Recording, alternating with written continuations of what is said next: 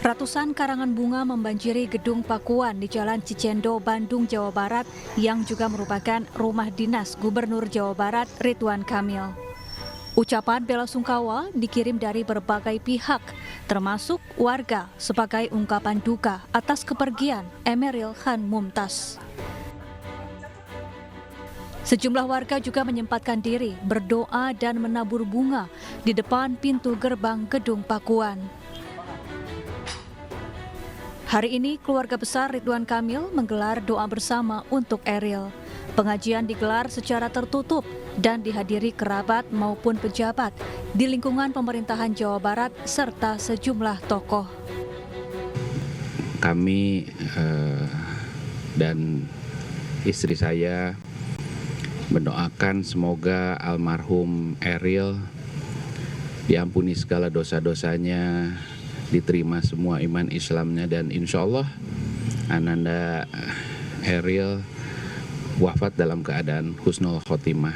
Ya, terutama istri saya memiliki ikatan emosional yang sangat tinggi dengan Ibu Atalia karena Ananda Eril pernah satu sekolah dengan anak saya dan di TK dan SD, sehingga bisa merasakan apa yang dirasakan oleh seorang ibu dan seorang bapak yang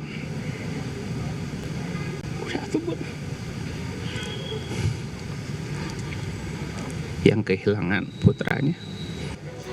Pengajian dan doa bersama diselenggarakan dalam 2 sesi. Pertama dimulai pukul 12.30, sedangkan sesi kedua digelar pada pukul 15.30 waktu Indonesia Barat.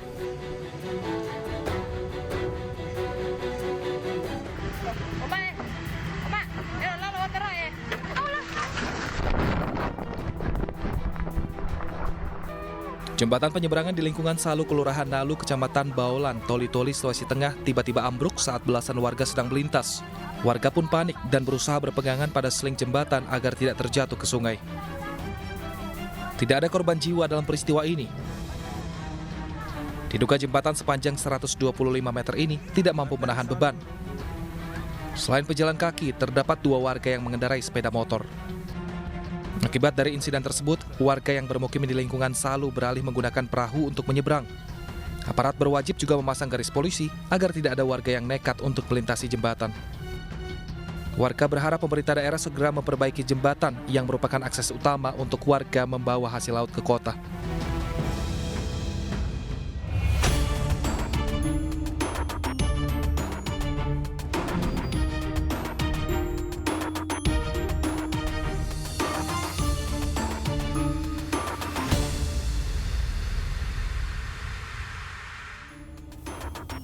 Kesal dengan tetangga yang dikenal sombong dan kerap merendahkan orang lain, membuat seorang pria gelap mata hingga menganiaya korban dengan sebilah pedang. Aksinya dilakukan lantaran pelaku tak terima diejek saat berjalan di depan korban. Ya pemirsa, selain kasus penganiayaan tetangga, selama 1 jam ke depan Realita juga akan menghadirkan berita-berita kriminal pilihan. Bersama saya, Bibi Kristami.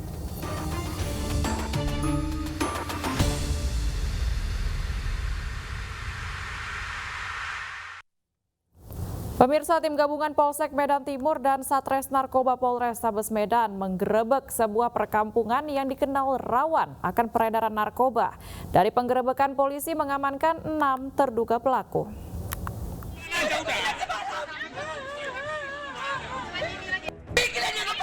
Emak-emak Parubaya ini histeris saat menyaksikan 6 terduga pelaku narkoba di bawah aparat Polsek Medan Timur, Sumatera Utara. Sempat mencaci maki petugas penggerebekan perkampungan Bantaran Rel ini atas laporan masyarakat yang mengetahui pesta dan transaksi narkoba secara terang-terangan.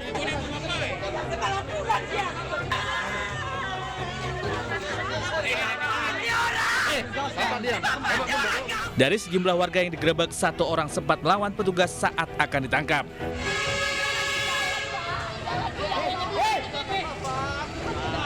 Dalam penggerebekan, 4 pria dan 2 wanita diringkus dan dibawa ke Polsek Medan Timur guna pemeriksaan lebih lanjut. Berikut sejumlah barang bukti alat isap dan plastik pembungkus narkoba. Tersangka yang diamankan tadi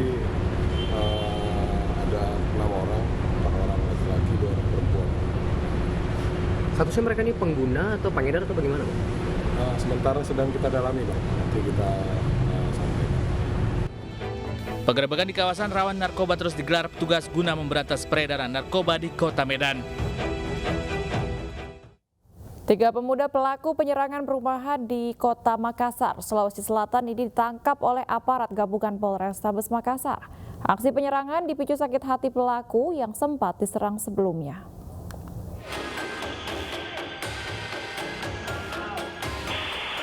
Viral di media sosial video CCTV penyerangan di sebuah perumahan di kawasan Sudiang, Kecamatan Biringkanaya, Kota Makassar, Sulawesi Selatan. Sejumlah pria mengendarai motor dan 2 orang diantaranya langsung turun kemudian menendang pagar serta memanah busur ke arah warga.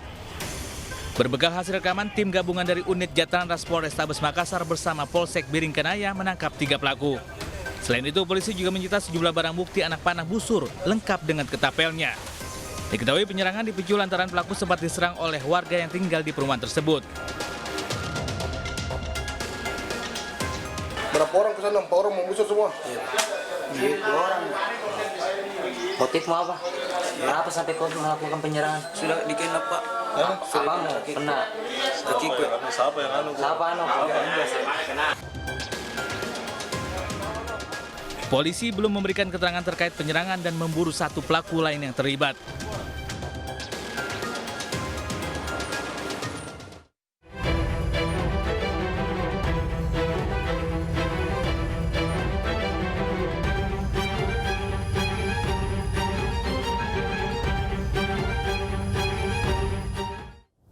Polda Metro Jaya menangkap sejoli pembunuh pria yang jasadnya ditemukan di gerbang tol Karangtengah, Tangerang, Banten pada 1 Juni lalu. Motif kedua pelaku membunuh korban karena sakit hati.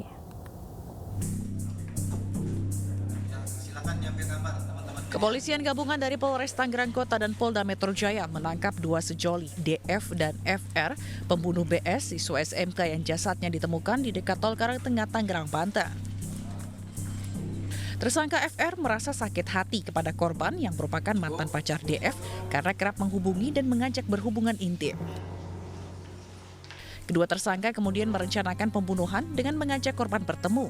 Usai membunuh, kedua tersangka kabur dengan membawa ponsel dan sepeda motor korban. Ya, jadi menggunakan menyemprotkan cairan kabut cleaner ke arah muka korban.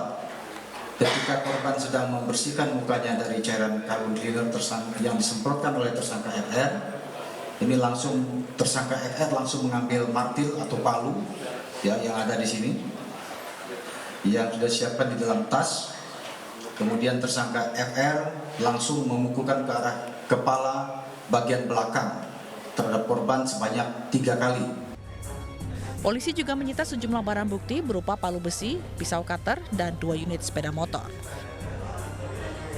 Kedua tersangka dijerat pasal 340 KUHP dan atau pasal 365 ayat 3 KUHP dan atau pasal 339 KUHP dengan ancaman pidana hukuman mati atau penjara seumur hidup.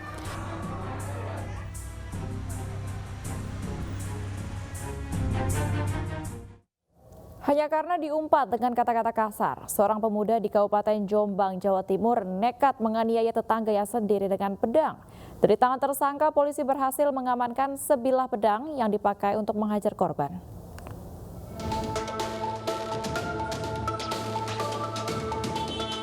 Stani Asrof, 20 tahun, warga desa Kademangan, Kecamatan Mojo Agung, Kabupaten Jombang, Jawa Timur ini hanya bisa pasrah saat diperiksa petugas Mapolsek Mojo Agung. Ia ditangkap usai mengamuk dan menganiaya Ari yang tak lain tetangganya sendiri dengan sebilah pedang. Akibatnya korban dilarikan ke RSUD Jombang karena menderita luka sabetan di lengannya. Kepada petugas, pelaku mengaku geram lantaran korban dikenal sombong dan kerap meremehkan orang lain. Pelaku itu lewat depan bengkel, ya kan? Kemudian bismillah sama si korban ini, karena mungkin tersinggung, dia ngambil parang ke rumah.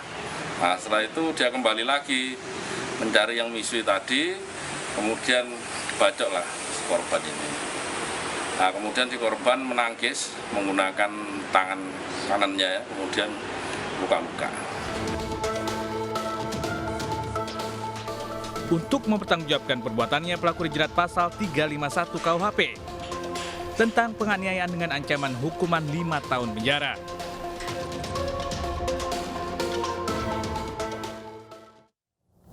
Satu keluarga di Goa, Sulawesi Selatan dianiaya tetangganya hanya karena dituduh memukul anaknya. Satu korban merupakan gadis di bawah umur yang terluka di mata dan nyaris kehilangan penglihatannya.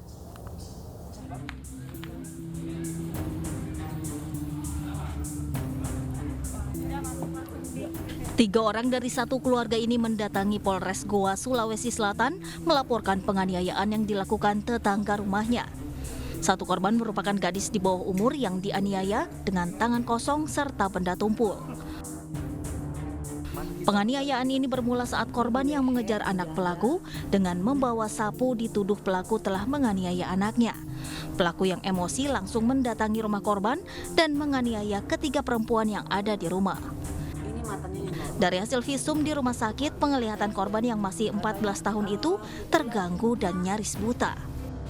Saya masuk, saya bawa batu, saya nolong, karena dia mau mukul anak saya nolong, saya yang di tengah, terus dia nonjok saya, habis dia nonjok saya, dia langsung nonjokin anak saya, anak si Mesya, anak saya ini mau ditarik sama saudara saya, sama adik saya juga ditonjok, jadi kita bertiga ditonjok. Itu karena apa, Bu? Kita sampai dipukul, Bu? Iya, karena dia kira anaknya dia dipukul sama Mesya, padahal Mesya nggak pukul sama sekali. Untuk penyebabnya berawal dari kejadian antara anak kemudian datang korban melakukan pengeroyokan di rumah milik korban itu sendiri. Polisi yang menerima laporan korban hingga kini masih menyelidiki. Polisi akan memanggil terlapor untuk dimintai klarifikasi terkait kejadian tersebut. Tidak terima ditegur saat mengendarai mobil dengan kecepatan tinggi. Seorang pria aniaya tetangganya sendiri di Kabupaten Bekasi, Jawa Barat. Akibat penganiayaan, korban mengalami luka di bagian hidung dan bibir lalu melaporkan kejadiannya ke polisi.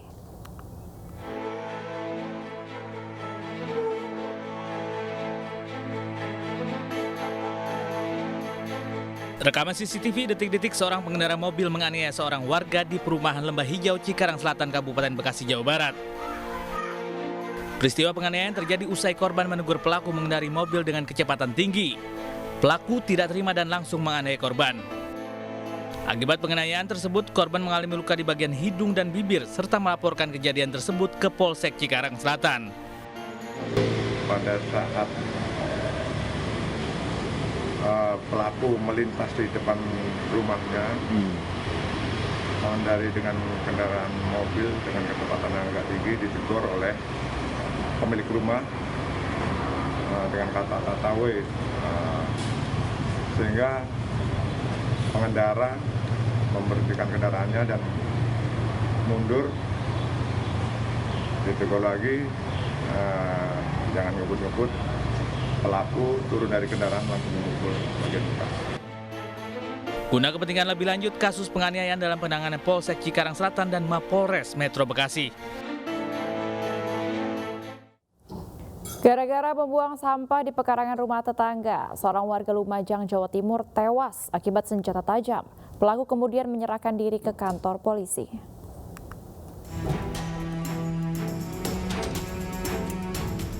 Penduduk desa Kunir Lor, Lumajang, Jawa Timur gempar dengan kematian salah seorang warganya akibat luka bacok di bagian perut.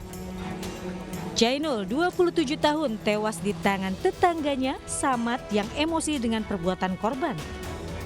Hubungan pelaku dan korban menjadi tidak harmonis sejak korban membuang sampah di pekarangan rumah pelaku.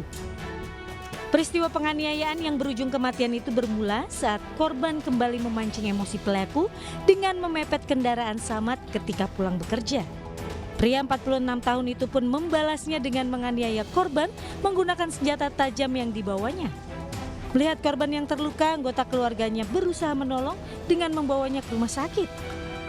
Namun nyawanya tidak tertolong akibat luka parah di bagian perut. Tidak ada angin, tidak ada sebab, dia dipepet dengan gerak tubuh yang menantang, kira-kira seperti itu. Pada saat seperti itu, akhirnya timbullah emosi sesaat dari Pak Samad tersebut, yang mana dia sudah memegang celurit caluk tadi, langsung dibacokkan di bagian badan kanan di bawah ketiak. Sementara pelaku yang segera menyerahkan diri ke polisi usai penganiayaan dijerat pasal 351 KUHP tentang penganiayaan dengan ancaman hukuman 7 tahun penjara.